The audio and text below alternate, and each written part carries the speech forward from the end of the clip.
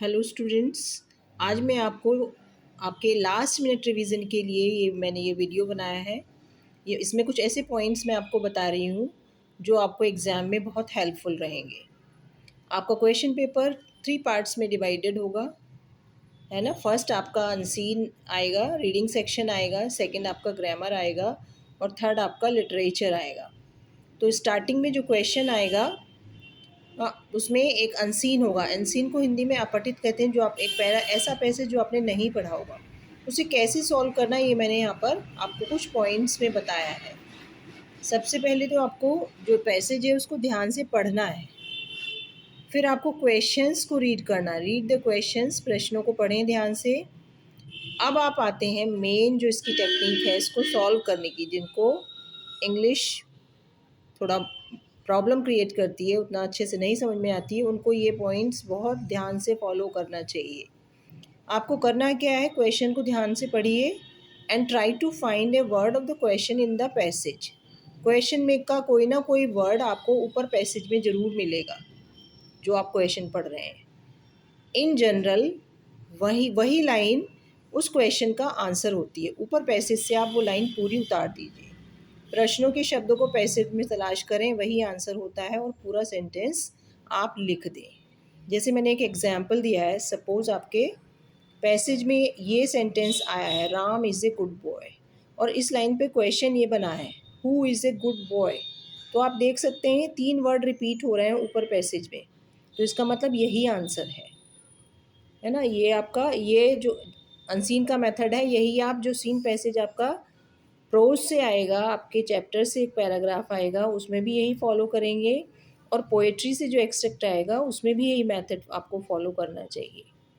हाँ, जो जिनको मुश्किल लगती है अनसीन और सीन को सॉल्व करने में, उनको काफ़ी इससे हेल्प मिलेगी।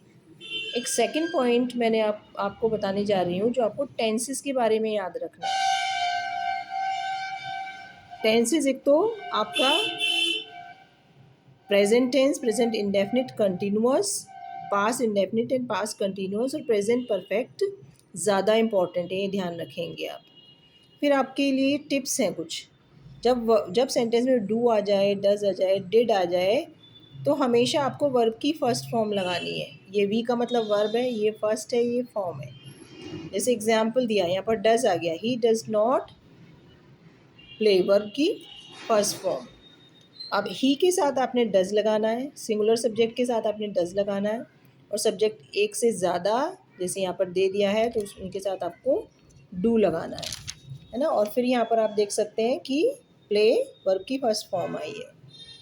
अगला सेंटेंस मैंने दिया है, ये पास्ट इंडेफिनिट सेंटेंस का नेगेटिव है, डिड आया है, फिर वर्ब की फर्स्ट फॉर्म है। एक और चीज़ आपको ध्यान रखनी है, जहाँ पर येस्टरडे एगो लास्ट आ जाएगा, वहाँ पर पास्ट इंडेफिनिट टेंस आएगा, यानी कि वर्ब की सेकंड फॉर्म। लेकिन यदि डिड आ गया है और पास्ट टेंस से, जैसे यहाँ यस्टरडे लिखा हुआ था, डिड आया, तो फिर आपको वर्ब की फर्स्ट फॉर्म ही लगानी है। आपको प्रेजेंट टेंस तब लगाना होता है जिसमें जैसे सेंटेंसेस में टुडे आ जाता है ना, या जो हैबिट बताते हैं, या जो जनरल ट्रूथ बताते हैं, या जो यूनिवर्सल ट्रूथ बताते हैं, है ना। इसका अब ये आपको देखना है, ये परफेक्ट टेंसेस हैं। हैज़, हैव, हैड जब सेंटेंस में आ जाता है तो हमेशा वर्ब की थर्ड फॉर्म, वी का मतलब वर्ब, ये थर्ड फॉर्म, तीसरी फॉर्म लगाते हैं। जैसे एग्जाम्पल मैंने दिया, ये आया है, शी हैज़ लिखा हुआ है, रिटन वर्ब की थर्ड फॉर्म है ना। ये हैव यहाँ पर है, और ये संग वर्ब की, सिंग की थर्ड फॉर्म है, संग, sing, sang, sung. Write, wrote, written, write first form होती है, रोट सेकंड, और रिटन थर्ड फॉर्म।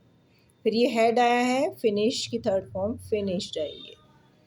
तो एक तो ये चीज़, यदि आपको पास्ट परफेक्ट यानी कि हैड के साथ वर्ब की थर्ड फॉर्म आती है, तो दूसरे क्लॉज में इसके वर्ब की सेकंड फॉर्म आती है, ये आपको ध्यान रखना है। एक चीज़ मैं और आपको बता रही हूँ तीसरी, वो ट्रू और फॉल्स को सॉल्व कैसे करना चाहिए। हाँ, ट्रू और फॉल्स में यदि आपको कोई आइडिया नहीं है कि कौन सा ट्रू है और कौन सा फॉल्स स्टेटमेंट है, तो आपको क्या करना है कि सारे के सारे 4 सेंटेंस आएंगे, सबको या तो ट्रू लिख दीजिए या सबको फॉल्स लिख दीजिए। उससे क्या होता है, प्रोबेबिलिटी बन जाती है कि आपका 4 में से 1 या 2 सेंटेंस अवश्य ठीक हो जाएगा। हाँ, या तो 1 या 2 या 2 से ज़्यादा भी हो सकते हैं। तो कुछ नहीं से तो कुछ बेहतर है। Something is better than nothing. आपको कुछ ना मिले तो उससे 1-2 नंबर मिल जाएगा आपको, वो बेटर है। और आपको क्या करना है, सारे चैप्टर्स की समरी पढ़नी है, जिससे आपको मल्टीपल चॉइस क्वेश्चंस मिल जाएंगे, एमसीक्यू मिल जाएंगे, और आपको ट्रू और फॉल्स मिल जाएंगे, और छोटे छोटे जो आंसर लिखने के लिए आते हैं क्वेश्चंस के 30 to 40 वर्ड्स के, उनका भी आइडिया आपको हो जाएगा, है ना। और सबसे ज़्यादा इम्पोर्टेंट बात है कि आपको कोई क्वेश्चन को छोड़ना नहीं है। आंसर ऑल द क्वेश्चंस, कुछ ना कुछ हर आंसर में ज़रूर लिख के आइए। सभी प्रश्नों को आपको हल करना है। All the best. Thank you for your exam.